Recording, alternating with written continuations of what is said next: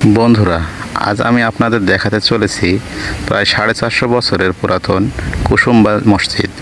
আমার বাড়ি থেকে মাত্র 20 কিলোমিটার দূরে হওয়ায় মোটরসাইকেল নিয়ে চলে আসলাম কুসুম্বা মসজিদে। এই মসজিদটি নওগাঁ জেলার মান্দা থানায় কুসুম্বা গ্রামে অবস্থিত।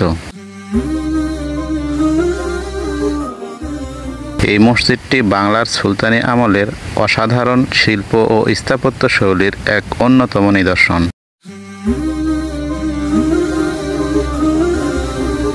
এটি নির্মিত হয়েছিল পুরোপুরি কালো পাথরে, যেটি বাংলার স্থাপত্যে খুবই বিরল।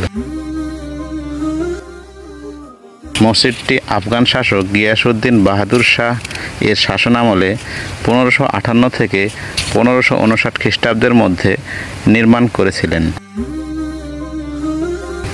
সুলতান রাজা নামের এক দানশীল ব্যক্তি, যিনি মোগল আগমনের আগের সময়ে স্থানীয়ভাবে শক্তিশালী ভূমিকা রেখেছিলেন।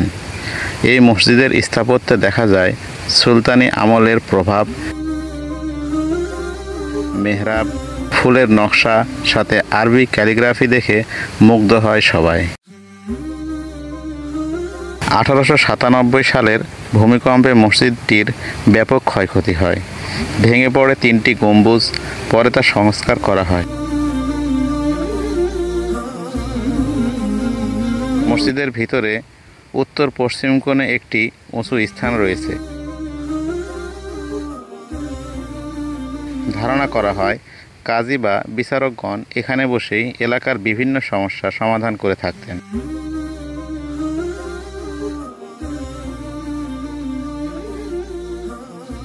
বাংলার ঐতিহ্য, ইতিহাস এবং স্থাপত্যের গর্ব কুসুম্বা জামে মসজিদ।